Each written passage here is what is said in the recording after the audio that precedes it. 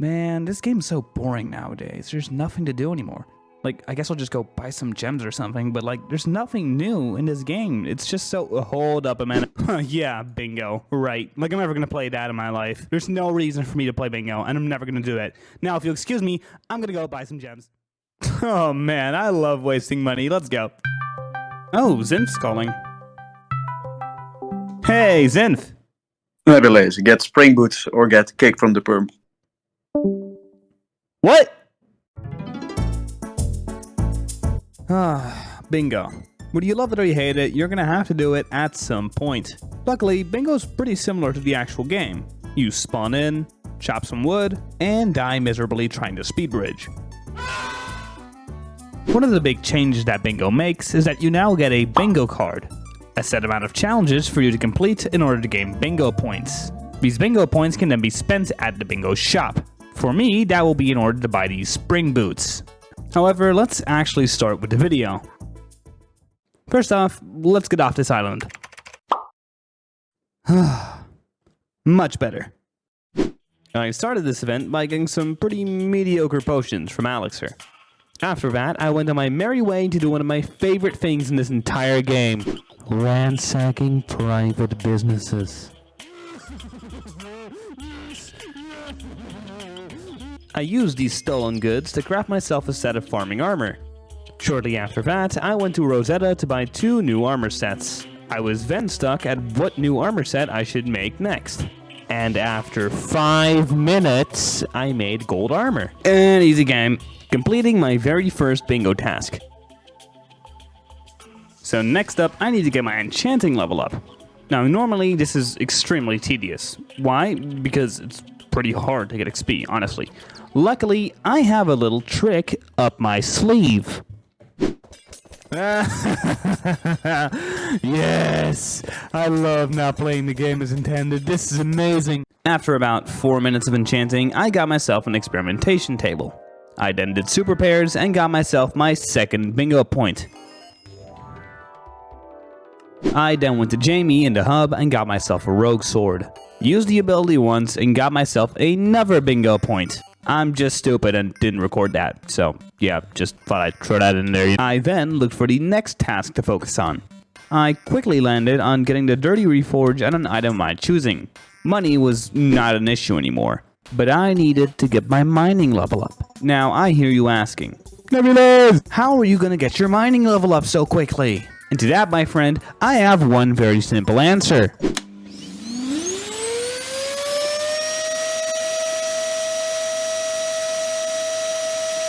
After that, I just put the reforge on my sword, which landed me another bingo point. And boom.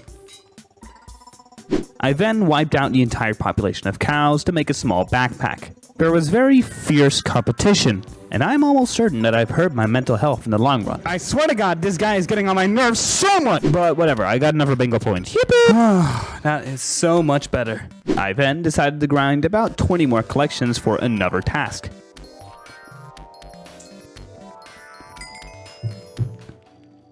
If you thought you didn't hear a cheer there, you'd be correct. Because at this point, I was starting to lose it a little. I then started grinding for 2 different tasks. Both needed me to farm mushrooms, but the mediocre buffs that Elixir gave me weren't going to cut it for that. So me and about 70 others decided to go into a formation that would give people in 2020 a heart attack. I then viciously grinded mushrooms for about 20 minutes. Just a heads up, this was not the last of that mushroom grinding. In the meantime, I decided to get a few talismans to prepare for a new task. I made myself a feather talisman, a talisman of coins, and that's another talisman. And... right, so let me get this straight. You capture stray cats and give them away to random people who can beat your parkour course? Well, when you put it like that, it does. Man, the cops are gonna love this place. Wait, no. Guys, you're not gonna believe what I just got. After blackmailing that guy, I got myself my last talisman. I then got myself access to the Dwarven Mines. I had to do it at some point, so I just figured I'd do it now. I did some commissions, and grinded Revenant Slayer until I was level 2, which is another one down. I then got myself another God Splash. It stinks.